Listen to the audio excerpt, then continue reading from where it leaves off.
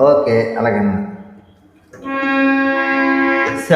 శాంతాకారం భుజగశయనం పద్మనాభం సురేశం విశ్వాకారం గగనసదృశం మేఘవర్ణం శుభాంగం లక్ష్మీకాంతం కమలనయనం యోగిరుధ్యానగమ్యం వందే విష్ణుం భవభయహరం యోర్వలోకైకనాథం.